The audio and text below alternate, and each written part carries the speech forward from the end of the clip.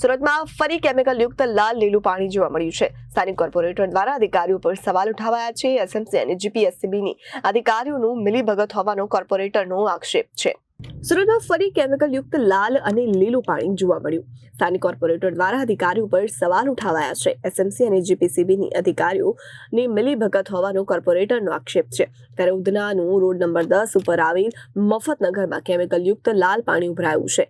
મિલોનું wastage chemical ડ્રેનેજમાં લયમાં છોડવામાં આવે છે। ત્યારે કેમિકલયુક્ત પાણીથી લોકોને ચામડીના રોગ થતા હોવાની ભીતિ છે। ત્યારે તંત્ર દ્વારા માત્ર એકમો સીલ કરવામાં આવી રહ્યા છે, પરંતુ નક્કર કામગીરી નથી કરવામાં આવતી હોવાનું સ્થાનિક કોર્પોરેટરનો આક્ષેપ છે।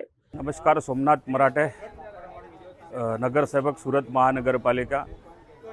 છેલ્લા 3 વર્ષથી જે મારા ઉધના વિસ્તારની અંદર હું સુરત મહાનગરપાલિકાનો સામાન્ય સભા હોય કે સંકલન હોય, હું હર હંમેશા આ કલરનું પાણી જે તપેલા ડાઈંગવાળા કે મિલવાળા, જ્યારે અમારી આ સેવા બસ્તી છે, અમારી જે મધ્યમ વર્ગીય જનતા છે, કામદારો છે, એમની જે રહેવાની જે વ્યવસ્થા તે આ સોસાયટીની અંદર જ્યારે આ ભેળસેળ થતું હોય છે, હું કાયમ એની સામે અવાજ ઉઠાવતો આવ્યો છું। આજે આ મફતનગરની અંદર તમે જોઈ રહ્યા છો, આ જે મિલવાળા છે એ બિલકુલ પણ પાણી ટ્રીટ કરતા નથી। જીપીસીબીની એની ઉપર કોઈ વાચ નથી, એસએમસીની કોઈ વાચ નથી।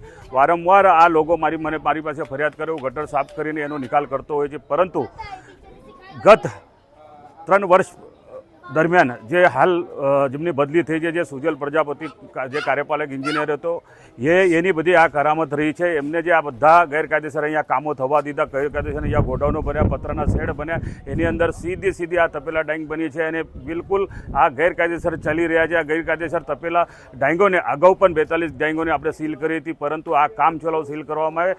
ક્યાંક ને ક્યાંક આ ડ્રેનેજ વિભાગ કે અન્ય એમના જોડાયેલા જે કર્મચારી છે, કોઈક હપ્તાખોરી કર્યા છે, મારું માનવું છે। એની ઉપર કાયદેસરની ફોજદારી ગુના અધિકારીઓ પર પણ થાય, જે જવાબદાર છે એની ઉપર પણ કાયદેસરની કાર્યવાહી થાય, એ મારી માંગ છે। Bureau report, Janadesh news.